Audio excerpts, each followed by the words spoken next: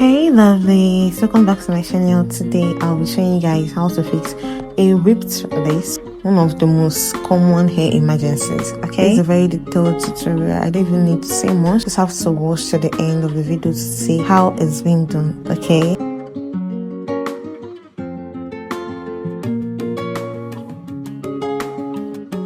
in this part it's better you use an invisible thread than a black thread for a more professional result. Okay,